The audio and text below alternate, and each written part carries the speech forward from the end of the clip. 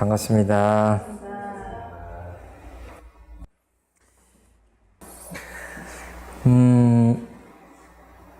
제가 좀 심란한 일이 오늘 있었어요. 근데 저만 그런 게 아니라 사람들이 다 살다 보면 이제 심란한 일들이 있고, 예를 들어서 화가 나거나, 어떤 이유로든지 마음이 좀 답답하거나, 이제 이런저런 이제 일들이 있지 않습니까? 그 마음의 상태가 그럴 때가 있는데, 결국 보면은 마음이 시원한 게 아니라 답답한 쪽으로 가는 것 같아요.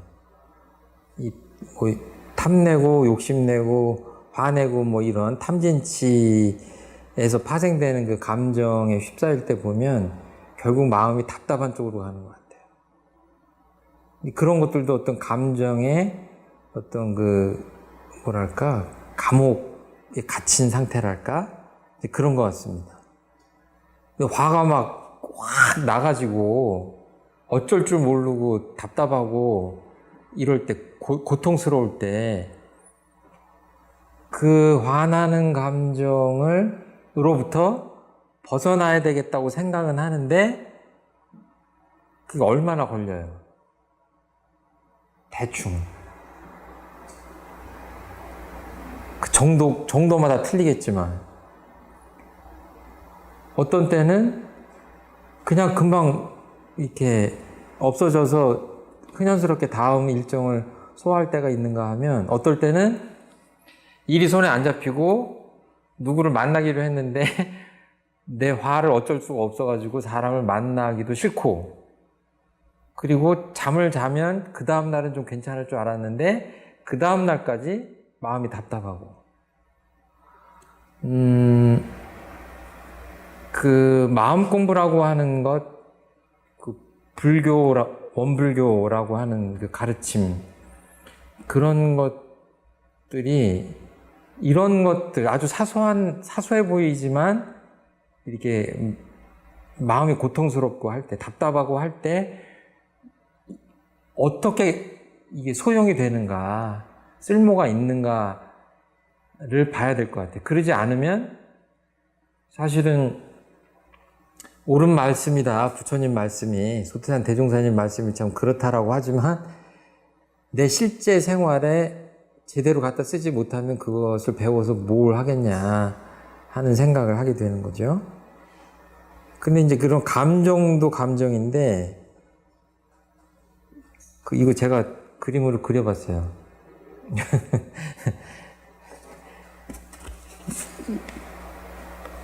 이 세 장 같이 그렸는데, 여기 사람이 하나 있지 않습니까? 사람이 하나 있는데, 대개는 이제 감옥 속에 사람이 들어가는 건데, 얘는 이제 휴대용 감옥이라 얘가 가는 대로 감옥이 따라오는 거죠. 그 생각을 해봤어요. 수십 년 평생 살면서 감옥에, 정말 이렇게 물리적인 감옥에, 교도소에 갇혔다가 나오는 그 경험을 하는 사람이 그게 많진 않잖아요. 그렇죠? 물론 거기 굉장히 많은 사람이 있긴 하지만 그렇게 많진 않습니다. 그런데 이 마음의 감옥을 경험해 보지 않은 사람이 있냐 하면 그거는 내가 보기엔 없을 것 같아요. 누구든지 마음의 감옥에서 고통스러운데, 근데 문제는 뭐냐면 이 마음의 감옥은 내가 가는 데마다 따라다니잖아요. 그죠? 아까 화나고 이런 마음도 나를 계속 따라다닙니다. 그러니까 벗어날 수가 없어요. 그리고 예를 들어서 그런 거예요. 기분이 괜찮았어요. 어떤 사람 만나서 이렇게 말을 하다 보니까 정치 얘기를 하는데, 나는 이쪽인데 상대방은 저쪽이에요. 정반대 주장을 해. 그러면 기분이 괜찮았다고 뭐예요? 자꾸 주장이 첨예하게 이렇게 맞닥뜨리면 또 화가 나거나 상대방을 무시하는 마음이 나거나 이러면서 또 답답해지죠. 그러니까 어떻게 보면 가만히 보면 내가 나라고 규정하고 있는 것들, 예를 들어서 여기 쓴 대로 나는 유식한 사람이다. 나는 원래 뭐 훌륭한 사람이다. 또 반대로 나는 원래 무식한 사람이다. 우리 집안이 원래 뭐 가진 게 없다. 뭐 이런 생각들을 하는 것까지는 맞는데 그것이 고정관념으로 작용한다 그러면은 이게 알게 모르게 엄청난 감옥이 돼서 내 삶을 구속하죠. 근데 그런 것들을 어떻게 알게 돼요? 얘기해보고 여러 가지 상황 속에 맞닥뜨려 보면 그게 나와요. 그게 나와. 예를 들어서 열등감을 가지고 살았는데 그걸 모르고 있었다.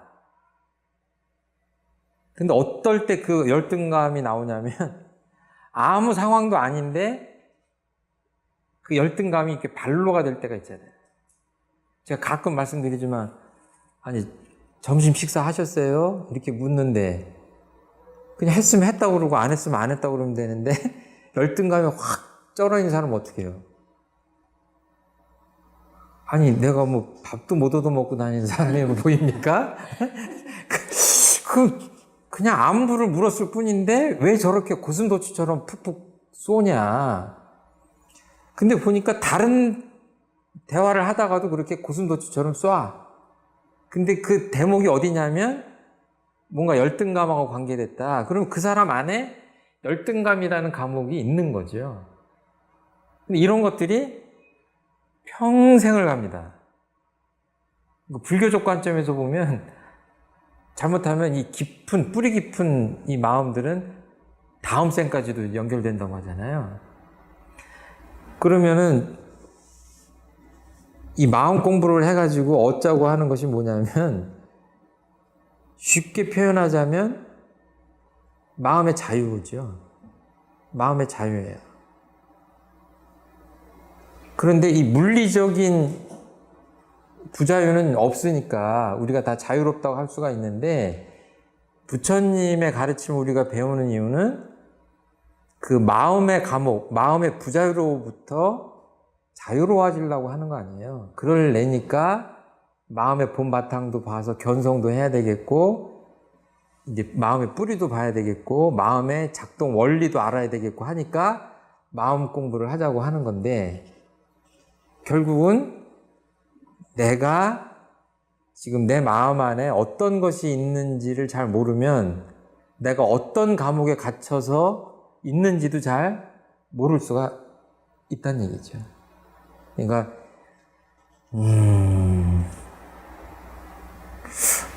어떤 분하고 이렇게 가끔 얘기를 할 때 얘기를 몇 번 했는데 꼭 그분이 그래요. 무슨 이렇게 학문에 대한 얘기가 나오면 그분은 어렵게 박사학위를 통과하신 분이에요. 근데 그분이 꼭 그래. 공부를 좀 하면 적어도 박사학위 논문 정도는 써야 공부를 했다고 할 수 있지. 안 써보면 모른다고. 근데 제가 정말로 그 후배들, 박사학위 논문 쓰는 후배들 데리고 살아본 경험이 있거든요. 제가 농담으로 절대로 박사학위 논문 쓰는 사람하고 안 산다. 잠도 못 자.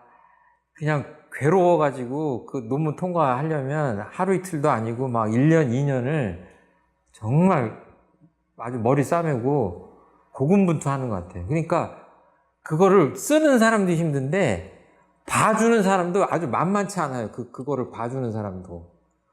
그래서 그분 얘기를 공감은 하겠어. 박사학위 논문 쓴다는 것까지는 힘들다고 하는 그만큼 가치가 있다는 것까지는 공감을 하겠어요. 그런데 자꾸 듣다 보면 어떤 마음이 드냐면 박사학위 논문을 안 쓴 사람들은 마치 이게 학문을 잘 모르는 것처럼 자꾸 들려. 모르겠어요. 이제 내가 박사학위자가 아니니까 내가 열등감이 있어서 그런가 그러고 비춰보지만 그분하고 대화를 하면서는 그분이 좀 안에 마음에 상이 있는 것 같다. 그렇게 느꼈거든요. 그러니까 뭐예요? 그쪽에 있는지 나한테 있는지는 자세히 봐야 돼요. 내가 열등감이 있는지 아니면 그분이 자만심이 있는지 뽐내고 싶은 마음이 있는지 또는 둘 다인지 이런 것들 자세히 봐야 돼요. 근데 보면 그런 것들을 갖고 있으면 뭐예요? 그 다음 대화가 잘 풀리지 않죠. 거기서도 묶이는 겁니다. 그러니까 무슨 병이라고 그래요? 뭐 착한 공주병 뭐 이런 얘기 있죠. 나는 착한 사람이다라고 야단 맞지 말아야지 하는 마음, 착하다고 하는 칭찬을 받아야지 하는 것이 몸에 배면 그것이 또 감옥이 돼가지고 살다 보면 약간의 잘못이나 또는 비난받을 일도 해야 되는데 그런 분들은 어때요? 조그마한 비난이나 어떤 이런 것들도 견뎌내지 못하기 때문에 큰 일을 그르쳐요. 그것도 어떤 의미의 착하다고 하는 감옥이에요. 그러니까 부처님의 법문을 계속 이렇게 받들다 보면 특히 반야심경, 금강경 이런 쪽으로 가면 늘 아니다, 없다, 비었다, 그냥 계속 그런 얘기예요. 아니다, 비었다, 응? 이런 얘기네. 색즉시고, 뭐, 공즉시색, 뭐 이러면서, 불구부정, 부중불감, 이러면서 계속. 그게 뭐냐면,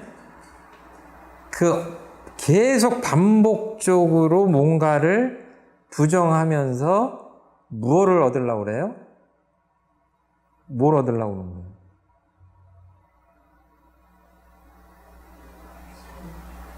마음의 자유를 얻도록 하는 거예요. 그런데 이 작업이 쉽지 않은 게 밖에 있는 물리적인 감옥은 힘센 사람이 와서 이렇게 부셔주면 되는데 각자가 갖고 있는 고정관념이나 불교적으로 표현하면 앞으로도 아까도 나중에도 얘기하겠지만 이 상이라고 하죠. 어떤 이 고정관념, 분별, 망상, 고착된 어떤 생각, 이런 이 마음속에 있는 무형한 감옥은 어떻게 꺼내주기가 굉장히 힘든 거예요. 이게 내가 보기에는 깨달음을 얻으신 분들, 부처님들이나 성현님들이 하시려고 하는 아주 주된 업무 중에 하나가 가장 큰 업무가 이것인 것 같아요. 업무라고 표현해서 그런데 그분들의 사명, 이렇게 해주고 싶은 우리들을 보면서 이제 그런 겁니다. 오늘도 이제 그런 얘기를 할 텐데요. 이 감옥은 누가 가뒀어요? 그러니까 어떻게 보면 예를 들어서 우리가 북한 사람들, 그러니까 남북이 전쟁을 겪었기 때문에 양쪽에서 아주 상극의 생각, 마음들이 아주 아직까지 대단한데, 전후 세대는 좀 덜해요. 그쵸? 저희 어렸을 때만 해도 반공교육이 굉장히 심해가지고, 정말 포스터를 그리면은 빨갱이라고 해서 이렇게 막 도깨비처럼 그리고 그랬던 시절이 있었지 않습니까? 이 얘기를 왜 드리냐면, 그 시대를 이렇게 흐름을 좌우하는 어떤 가치관이나 조류나 이런 것들이 있죠. 아주 계속 수십 년 동안 들으면 뭐예요? 아, 정말 그런 것 같다. 이럴 수 있잖아요. 저쪽도 마찬가지예요. 남한 사람들에 대해서 들으면은 우리들이 참 택도 없다고 생각되는 내용을 가지고 북한 주민들을 계속 이렇게 세뇌한다든지 교육시킨다든지 이런 뭐예요. 그게 집단적인 어떤 고정관념이 돼가지고 그것이 그 개인한테 영향을 미치지 않을 수가 없죠. 그러니까 언론이나 어떤 문화나 이런 정치 제도나 이런 것들이. 근데 그런 것들을 뺀다고 한다면 결국은 그 나머지 아주 개인적인 걸로 본다면 이 개인적인 마음의 감옥에 들어가고 나오고 하는 거는 누구한테 달렸냐 하면 내 마음에 달린 거예요. 이 노력을 치열하게 하지 않으면 이거는 누구도 나를 빼내줄 수 없다. 부모님들이 자녀들을 볼 때, 철없는 자녀들을 볼 때 얘가 저 잘못된 생각, 잘못된 습관 이런 것 하나만 바꿔주면 참 잘 클 것 같은데 엄마 아빠가 아무리 얘기해도 얘가 듣질 않아. 친구 얘기를 더 들어. 엄마 아빠 얘기보다. 그랬을 때 어때요? 부모님 마음이 굉장히 답답한 거예요. 이렇게 어떻게 해서 그 생각을 이렇게 꺼내주고 싶은데 안 되잖아요. 철 들어야 되잖아요. 그런 겁니다. 그런 거예요. 부처님들은 엄마, 아빠, 부모님들은 자식을 볼 때 그렇게 생각하지만 부처님들은 우리 범부 중생들을 볼 때 똑같이 그렇게 저 생각만 좀 바꿔주면 저 생각만 좀 이렇게 비워주면 정말 멋지게 살고 행복하게 살 것 같은데 그게 안 되니까 안타까운 마음으로 계속 이렇게 가르침을 펴시는 거죠. 오늘 공부하려고 하는 내용이 그 시작인데요. 불지품이에요. 불지품은 부처 불자에다가 이 따지자 씁니다. 그래서 이 뒤에 불지품이라고 쓰는데 쉽게 얘기하면 부처님의 경지라고 볼 수가 있겠죠. 우리들이 가려고 하는 그 불지는 어디 있습니까? 부처님의 세상은 어디 있어요? 어디 있다고 생각하십니까?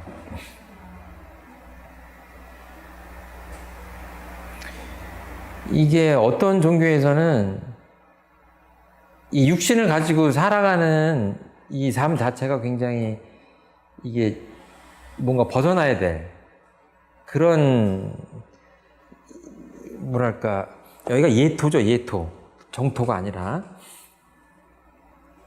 그런 고해이기 때문에 이제 뭔가 사후에 죽어서 다른 데를 가야 영원히 구원받는다. 이제 이런 식의 교리를 가진 종교들도 많이 있습니다.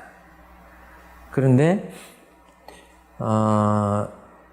특히 솔타산 대종사님의 관점으로 본다면 지금 우리가 살고 있는 이 세상을 광대무량한 낙원으로 만들 필요가 있고 이 자체가 광대무량한 낙원이 돼야 된다라고 보시는 거예요. 아주 현실적인 관점을 갖고 계세요. 그러니까 불지가 어디냐 그러면 예를 들어서 그런 거죠. 서가모니 부처님이 지금 제 옆자리에 계시다. 또 여기는 뭐랄까 좀 죄를 많이 지신 분이 아주 흉악한 범죄자가 내 옆에 있다. 그러면 저는 어디 살고 있는 겁니까? 옆에는 부처님이 앉아 계시고 옆에는 막 살인하시고 막 이런 살인 강도가 앉아 있어요. 이게 세 사람이 이렇게 앉아 있어요. 여기는 도대체 어디예요? 지옥이에요. 불지예요. 부처님 세상이에요. 대답하기 까다롭잖아요. 그죠?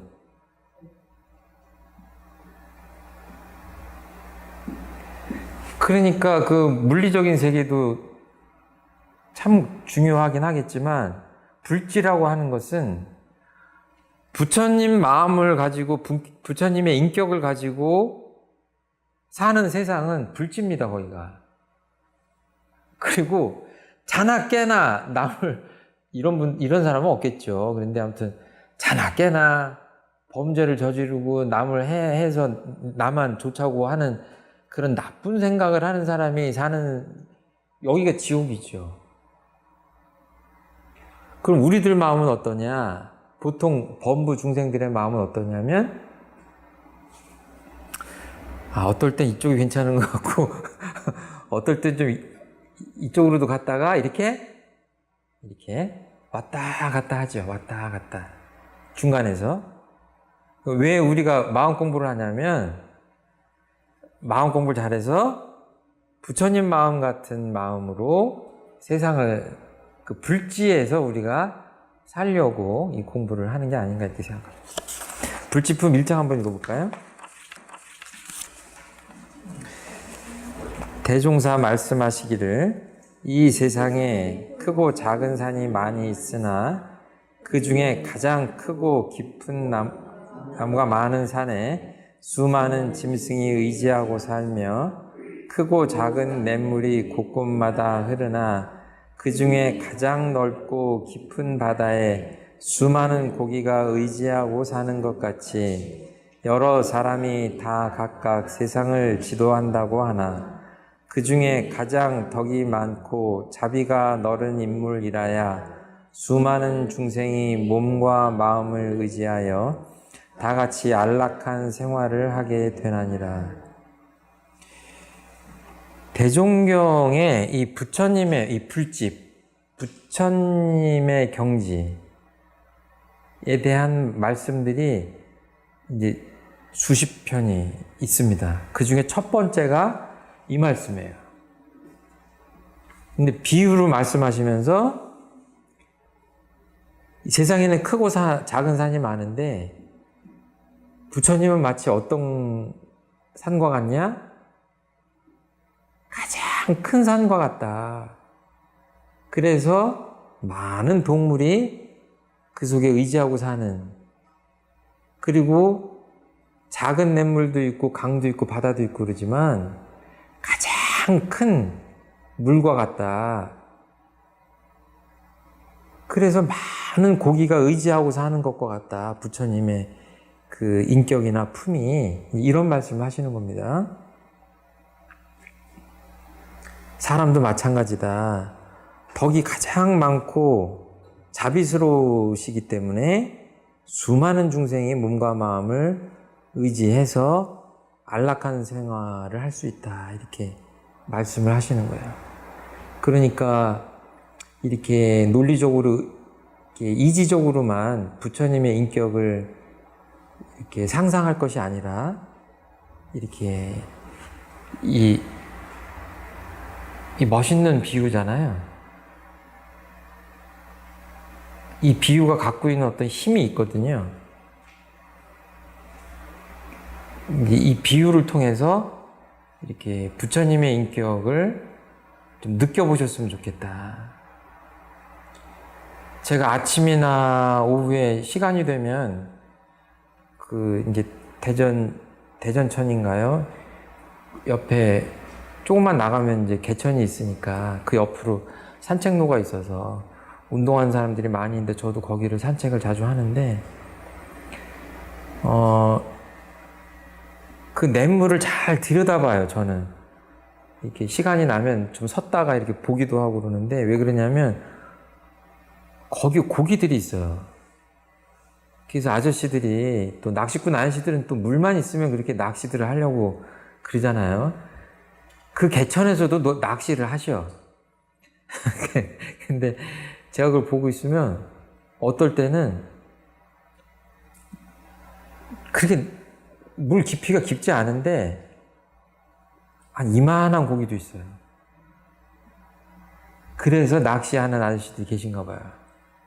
대개는 요만한데 어떨 때는 10댓마리 이렇게 큰 것들이 몰려다닐 때가 있어요.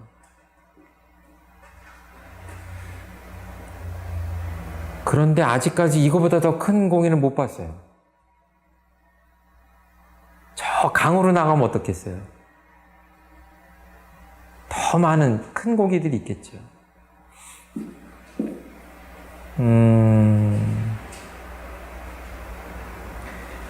산도 마찬가지입니다. 작은 산에 가면 무슨 위험을 느끼면서 다니진 않는 것 같아요.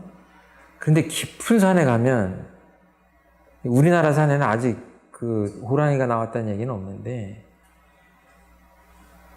사나운 동물들이 있죠. 그리고 많은 짐승들이 그 안에 있습니다. 부처님의 인격을 비유하시면서 아주 가장 큰 산, 가장 큰 바다를 이렇게 떠올리게 하시면서 그분의 인격을 설명하고 계신데,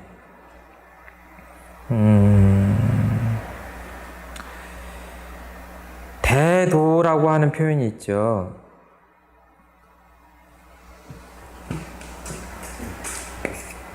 저번에 인도품 할 때 우리 했지 않습니까? 대도.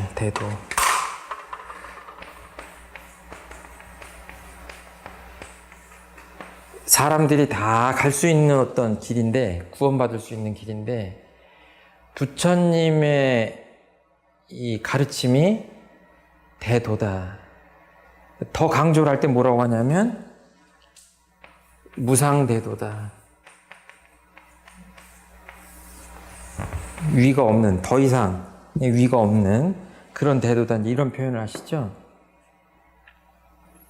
모든 사람들이 부처님의 교법대로 산다고 한다면 거기서 행복을 구할 수가 있다, 이렇게 말씀하시는 건데, 이제 문제는 뭐냐면 부처님의 법에 의지해서 배우고 실천하고 한다는 게 뭐냐면 우리도 부처님과 같은 인격을 닮아가야 된다는 말씀이거든요. 그러면 이제 가만히 한번 나한테 대입을 해서 한번 보시는 거예요.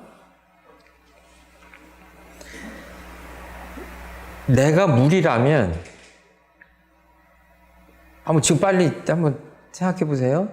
내가 물이라면 제가 이렇게 아침마다 산책하는 그 대전 시내에 있는 작은 개천과 같은 정도의 깊이의 물인지, 또는 색강 정도 되는지, 한강이나 낙동강 정도 되는지, 태평양 정도 되는지 봐야 되겠다. 산도 산인데 나는 어떤 산인지. 이제 부끄러운 게, 솔직히 미운 사람 있으면요 가까이 있고 싶지 않아요. 여러분들 어떠신지 모르겠어요. 잘 지내다가도 미운 마음이 확 들으면 이게 내 마음 밖에서 그 사람이 좀 이렇게 떨어져 나갔으면 좋겠어요. 뭐 영원히까지는 아니지만 당분간이라도 좀 나갔으면 좋겠어요. 마주하지 않았으면 좋겠어요. 큰 산에 가면요 정말 자세히 들여다보면요 이만큼 흙만 파도 셀 수 없는 생물들이 있죠. 그리고 자세히 보면요 기어다니는 거, 날아다니는 거, 뭐 뛰어다니는 거, 뭐 정말 이루 말할 수 없는 많은 동물들이 있는 것 같아요. 다 다른. 근데 그 산은 다 품어주잖아요.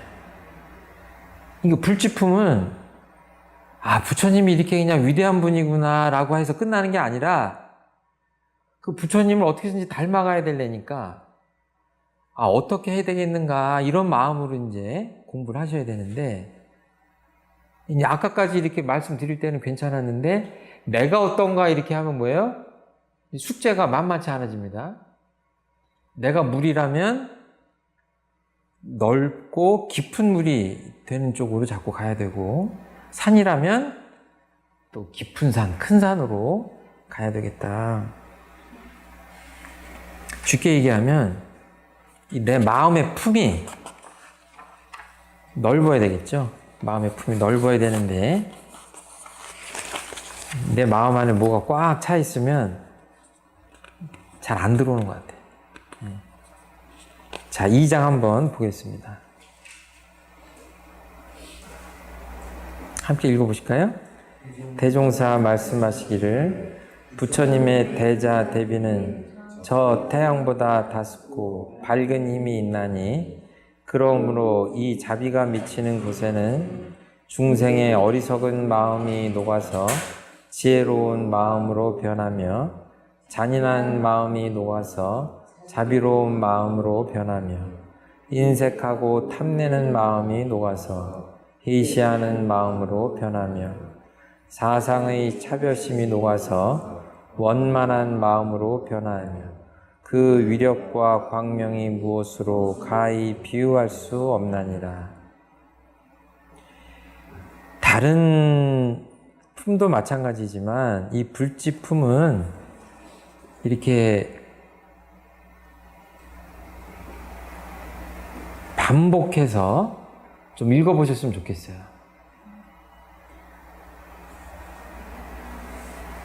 부처님의 대자대비는 저 태양보다 다습고 밝은 힘이 있나니 그러므로 이 자비가 미치는 곳에는 중생의 어리석은 마음이 녹아서 지혜로운 마음으로 변하며 이렇게 쭉 읽으시면요 정말로 내 마음 안에 있는 이런저런 마음들이 녹아서 변하는 거를 느낄 수 있습니다. 이 법문을 이렇게 읽기만 해도 그런 힘이 있으신 것 같아요. 제가 한번 말씀을 드렸던 예화인지 모르겠는데 저 경기 북부에 휴전선 밑에서 제가 한 11년 개척교당에서 교화를 했는데요. 그때 제가 실제로 겪었던 일이에요. 한겨울이면 제가 한 28도, 29도 영하? 그때 거기까지 체험을 했던 것 같아요. 자동차가 시동이 안 걸리더라고. 한창 추울 때 아침에 주차장에 가서 차를 운전을 해서 나가려고 하는데요. 여러분도 경험하셨겠지만 이렇게 차가 있으면 그 앞유리가 성에로 그냥 꽉 이렇게 돼서 앞이 안 보이잖아요. 그냥 차가 그냥 운전할 수 없이 그렇게 된 거예요. 뭘 덮어놨어야 되는데. 근데 옆에 차를 보니까 옆에 차는 아무렇지도 않아요. 덮어놓지도 않았는데. 왜 그러겠어요?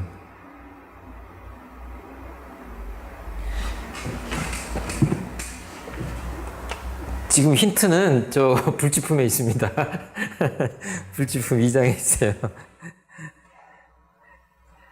이렇게 차가 이렇게 차가 있는데 이렇게 차가 너무 이제 차가 두 대가 있는데 이렇게 이제 유리창이 성에가 꽉 낀 거예요. 얘는 괜찮아. 얘는 괜찮아. 아무렇지도 않아. 빨리 맞춰보세요. 굉장히 쉬운 건데. 왜 그러겠어요? 예? 지붕이 있는 거 아니에요? 예? 거기에 지붕이 있는 거 아니에요? 지붕? 아니에요. 지붕 없어요. 방금 주차해서 아니에요. 아, 지금 불지품 2장에 답이 있다. 부처님의 대자 대비는 저 태양보다 다습고 밝은 힘이 있나니가 답이에요. 햇빛이 아무 차이도 없어. 바로 옆에 있는 차인데 여기까지 그늘이야. 앞뒤 창이 다 꽉 온 거예요. 얘는 아무렇지도 않아.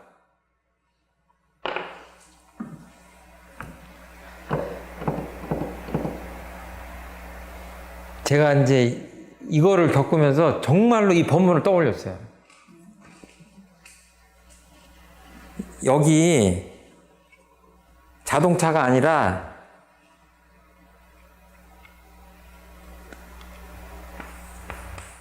사람이 있다고 칩시다.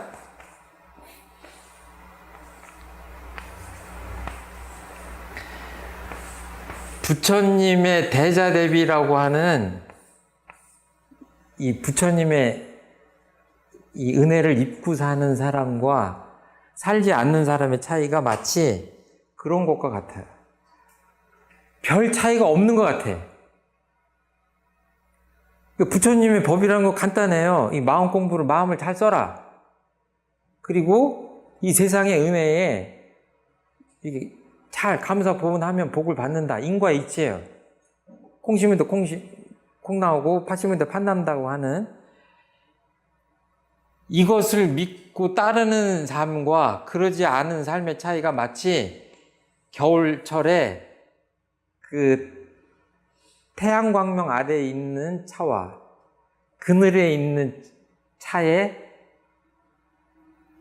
별것 아닌 차이 같지만 어마어마한 차이가 나는 그런 것과 같다. 그런 것과 같다. 미세해요. 그냥 마음 하나 이렇게 쓰고 저렇게 쓰는데 그것 하나 때문에 내 인생 전체가 변하는 거예요.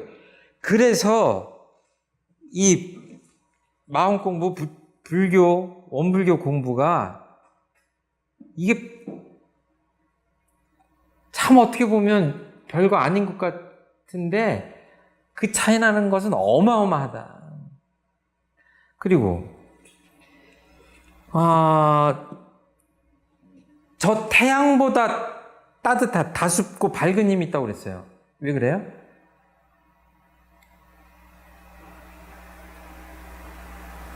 시간 가니까 제가 그냥 하겠습니다. 우리 곁에 있는 막 저 우주로 나가면 어떻게 될지 모르지만 그래도 우리가 잘 보고 느끼고 있는 그 우주 만물 중에 가장 따뜻한 그게 뭐예요? 위력이 있는 게 태양이잖아요. 태양이 하루만 지금 일을 안 하면 큰일 납니다. 그렇게 따뜻하고 다습고 밝다 그랬어요. 다습고 이 좀 옛날 표현인데 밝다. 근데 부처님의 대자대비는 태양보다 더 그렇다고 그랬어요. 이게 뻥이잖아요. 거짓말 같잖아요. 그렇죠? 왜 그래요? 이거 굉장히 쉬운 법문 같은데 잘 생각하셔야 돼요. 왜 이렇게 말씀하셨는지. 자, 아까 자동차 성에는 부처님이 계신다고 그래서 그 성에를 제거하실 힘은 없으실 것 같아. 예?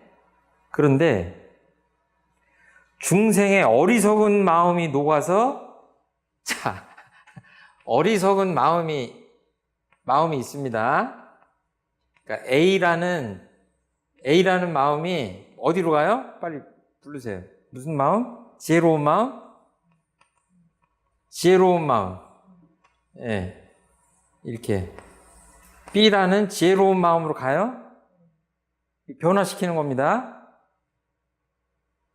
이제 이 마음은 어디 들었어요? 사람 안에 들었잖아요. 그쵸? 사람 안에 들었어요. 사람 안에 들었어. 마음이. 이 마음한테 태양광명이 들어갑니까?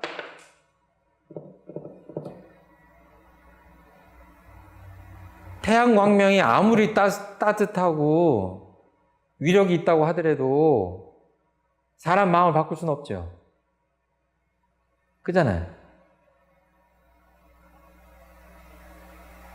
마음을 깊이 깨달으신 부처님의 가르침, 대자 대비만이 우리들의 마음을 변화시킬 수 있다. 자, 하나만 더 생각해 보시게요. 내 안에 어리석은 마음이 있고, 인색한 마음이 있고, 잔인한 마음이 있고, 예를 들어, 뭐, 수도 없죠. 거친 마음, 어두운 마음, 화내는 마음, 수도 없이 얘기할 수 있어요. 안 좋은 쪽으로. 그것들을 어떻게 변화시켜요? 좋은 쪽으로. 그냥 막연히 바꿔야 되겠다고 바꿔집니까? 그럴 수도 있겠지만, 그게 쉽지 않거든요.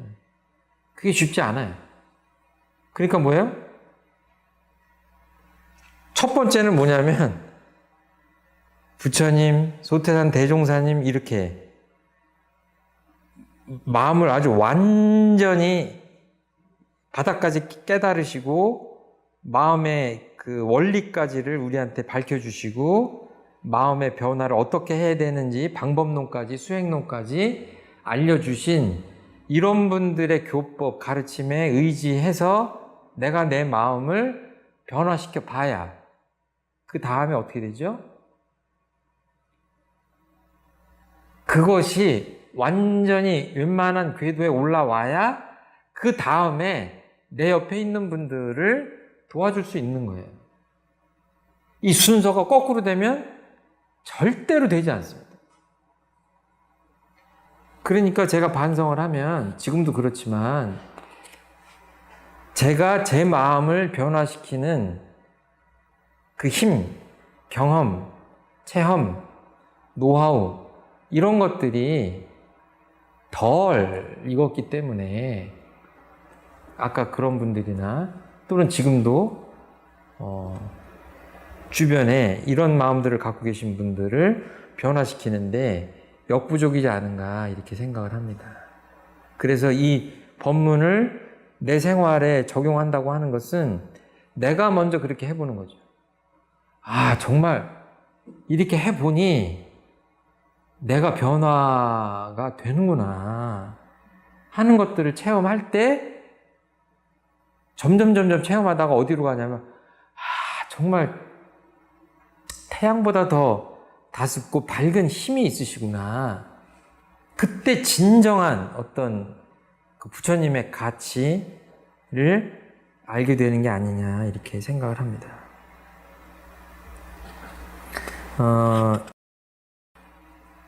여기에 보면 사상의 차별심이 녹아서 이런 표현이 나와요. 사상 뭔지 아시죠? 요거는 변이품에 보면 저희들이 배웠는지 제가 기억이 안 나는데 사상에 대한 말씀이 나오는데, 아까 말씀드린 대로 이게 무슨 어떤 고정관념, 오래된 생각, 고착된 생각, 관념 이런 것들이에요. 상이라고 하는 것이 그런 것인데, 바깥으로 보이는 어떤 이런 그 형상으로 쓰일 때도 있지만 그것이 아니라 마음속에 있는 어떤 고정관념이라고 생각하시면 돼요. 그런데 이것이 대표적인 게 4가지가 있다. 부처님 말씀이에요. 서가모니 부처님 말씀이에요. 첫 번째가 변이품에 따르면은 아상,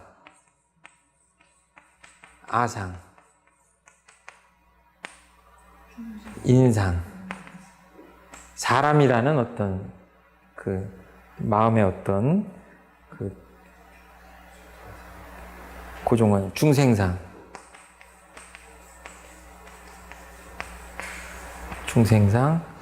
수자상,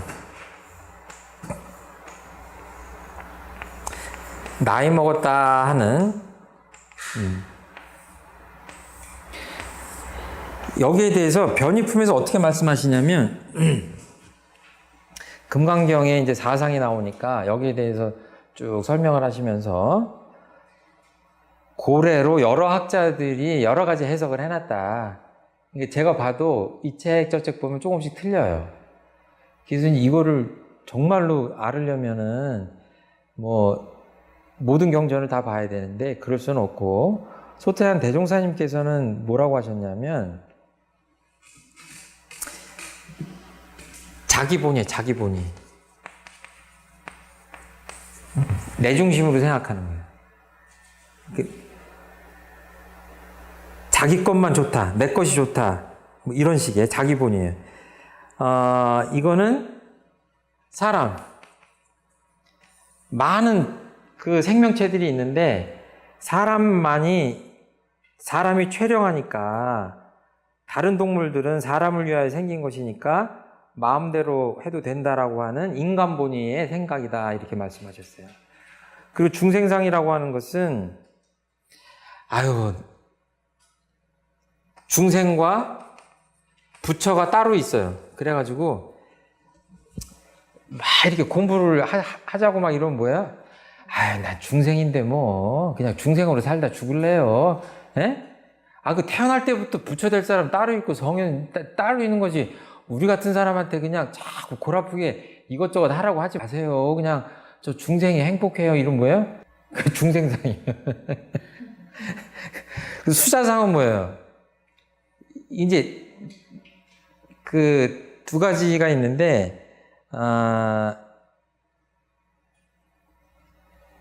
연령이나 연조가 지위가 높다는 어떤 생각에 이렇게 있는 거예요. 그러니까 젊은 사람들이 얘기하면 젊은 것들이 뭘 알아?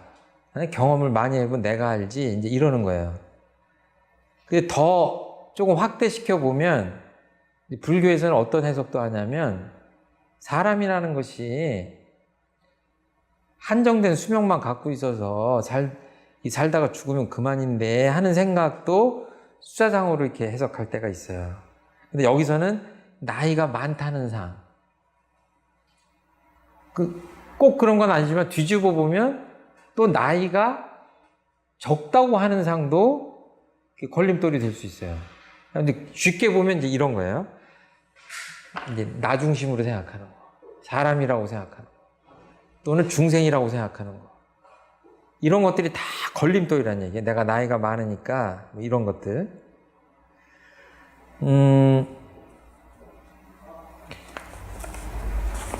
그 부처님이라고 하는 게, 이거는 이제 제 얘기예요. 그러니까 이건 틀릴 수 있어요.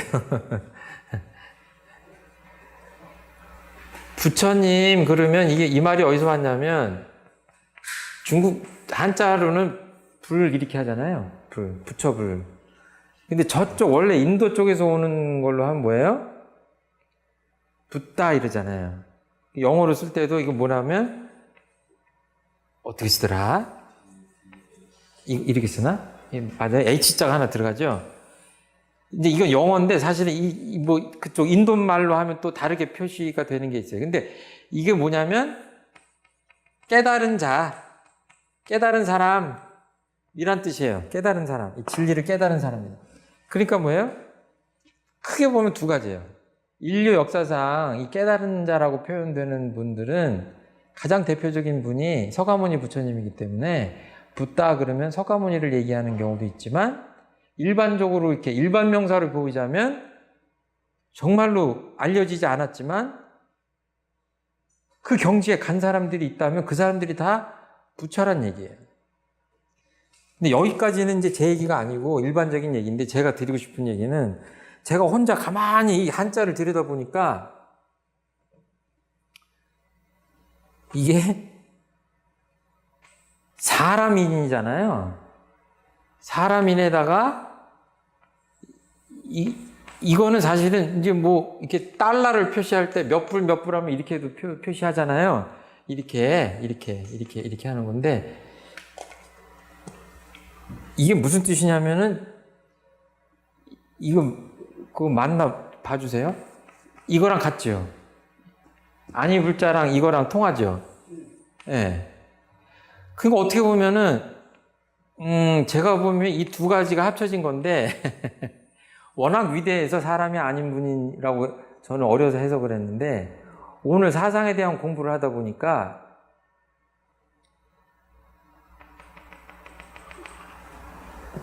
사람이다.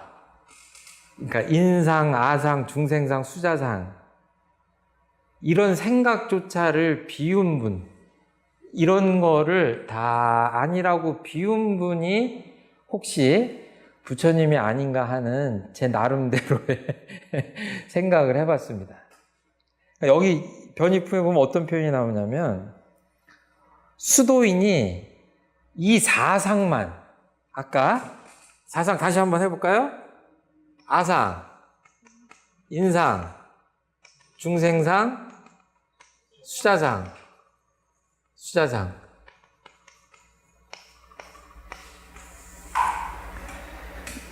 그러니까 나는 나고 너는 너예요? 영원히?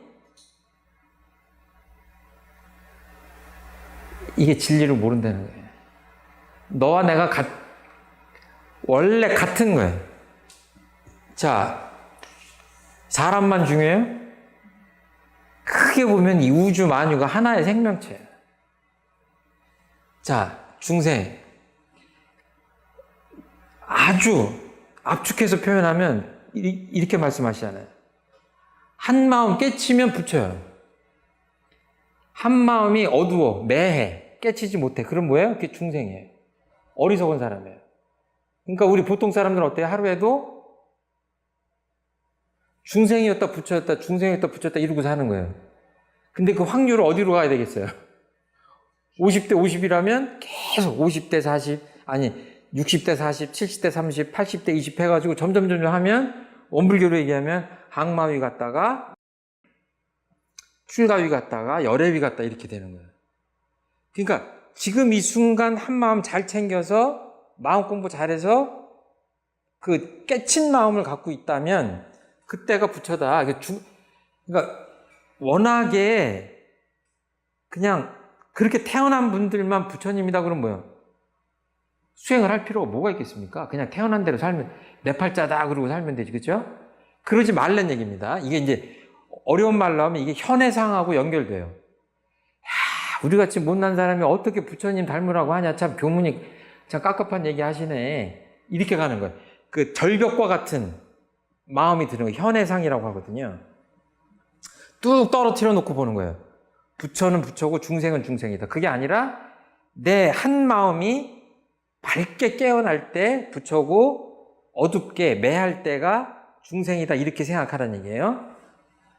그리고 옛날에 대산 스승님께서 그랬어요. 몇 살? 우리가 몇 살? 1살이라고 그랬어요. 깊은 뜻은 모르겠는데 1살이다. 이 생에 생명을 갖고 딱 태어났기 때문에 1살이다. 그럼 뭐예요? 이 1살은 100살보다 높은 1살입니다. 이 1살 앞에다가 저는 내일 모레가 한갑인데요. 그런 생각 하지 말란 얘기예요. 그냥 가만히 보세요. 정말로 나이가 어디 있어요? 연세 많으신 분들 한번, 저도 그렇지만 지나간 세월을 보면요. 지나간 세월이 어디 있습니까? 지나간 세월이 어디 있어요? 없어요. 공한 거예요. 우리들 마음속에 있어요.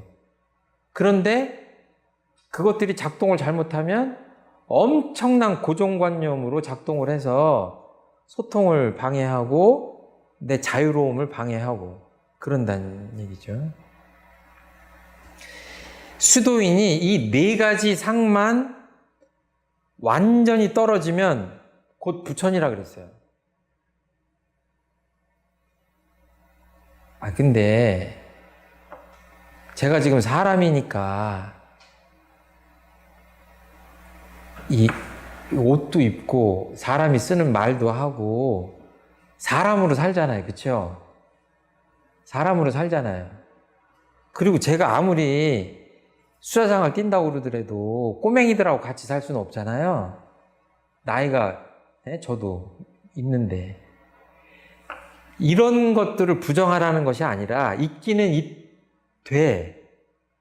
이 상으로 작용하는 그 마음속에 그런 고정관념이나 분별심이나 이런 것들, 내 자유를 구속하는 것은 용납하면 안 된다는 얘기. 무슨 말씀인지 아시겠죠? 현실적으로는 인정하되 내 부자유로서 작동하는 그런 그 네 가지 틀 지워진 생각으로부터는 자유로워야 된다. 그것으로부터 자유롭지 않으면 그것이 중생이고 저것이 완전히 비워져 있는 자유로운 그 경지가 부처님의 경지다. 이렇게 말씀하시는 겁니다.